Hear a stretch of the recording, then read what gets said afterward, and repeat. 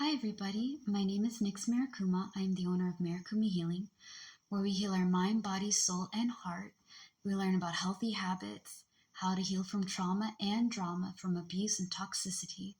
We learn about witchcraft and we do witchy things. This video isn't really witchcraft, but it's spiritual. We're talking about energy and chakras. We're going to be focusing on the root chakra for this video, and I'm going to do my very best to explain it for you guys. So our root chakra is red and it is based right here. This is where it's at for us, okay? Right here at the base of your spine, also known as your perineum, I believe. Not like premium, but perineum. Hopefully I pronounced it right. This functions for our survival, our grounding, primitive needs, and physical needs, okay?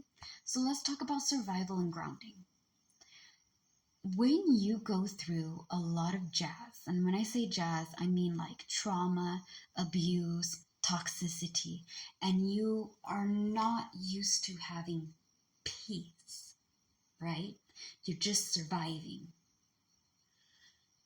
When you transition from surviving to being at peace and just living, you have to let go of a lot of habits you picked up, okay? Some of us are living on our own, but we moved out of very toxic housing, toxic family, toxic partnership, whatever, where you have to fight all the time. You have to argue with somebody constantly. Like, there are different types of trauma responses. I've made videos about it in my account. And I've also posted these videos on my YouTube, Instagram, Facebook, and of course TikTok. But I'm going to just rough it down for you guys. Most likely, we are going to be having parts to our chakra videos, okay? So survival is fine. We have to have techniques to help us make it through tough situations. But this is where grounding comes in. You have to feel safe to be grounded. You have to calm yourself down and be able to be like, okay, I don't have to fight people.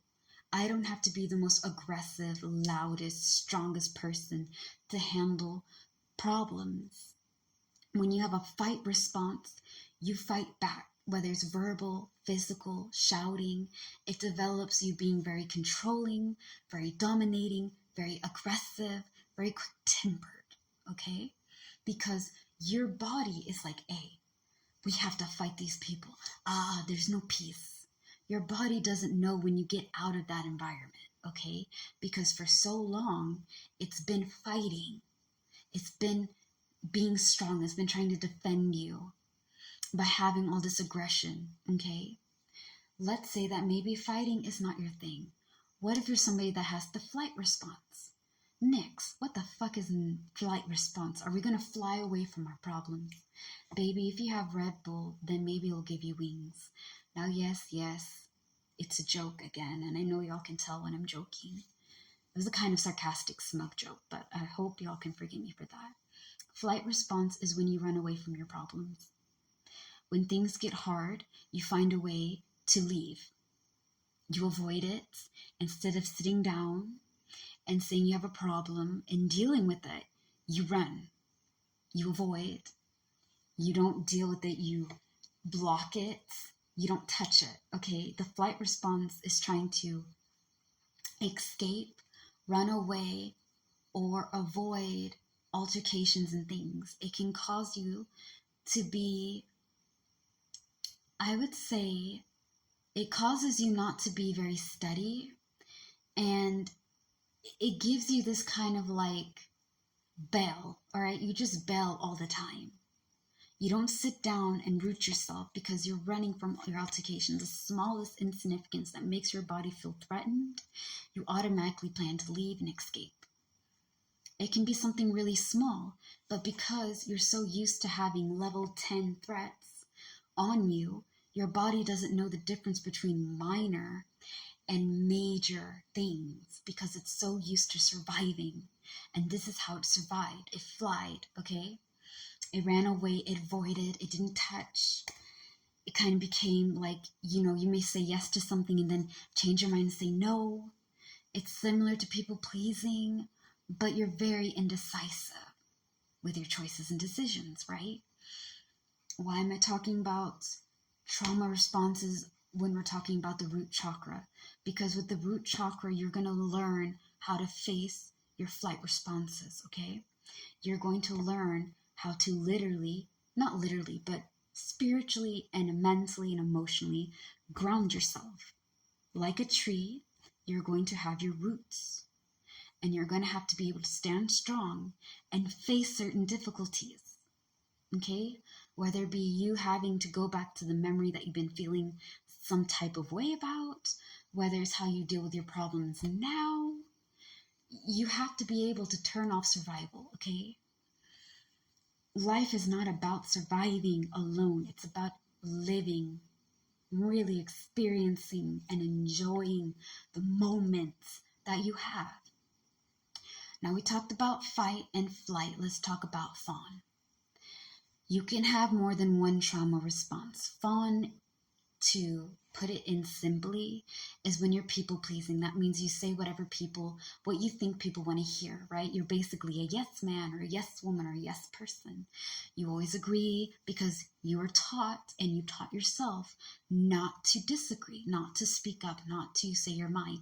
And this can cause you to bottle up your emotions and explode about it later because you didn't speak your piece. Because you were either taught or you taught yourself, and you learn that saying what's on your mind is going to get you in trouble. So when you get out of situations that you don't have to do that anymore, it's in your brain, in your body, and in your mind, right, in your heart, to always say yes, to always agree, even when you don't agree.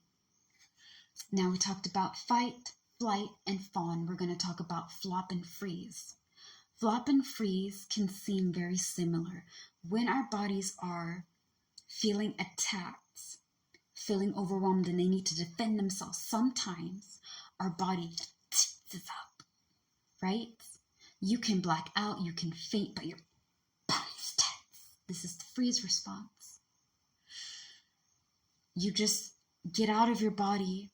You can hear and things, it causes you to dissociate and things of that nature. I promise tomorrow we'll talk more about that, right? The flop response, instead of tensing, you faint, you drop, you flop, okay?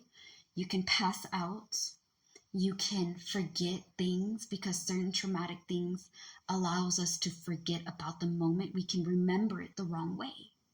Again, these are trauma responses, and we're learning how to root ourselves. We have to learn how to calm our mind and our body and our heart. We have to let ourselves know we're not in that place anymore, that we're okay.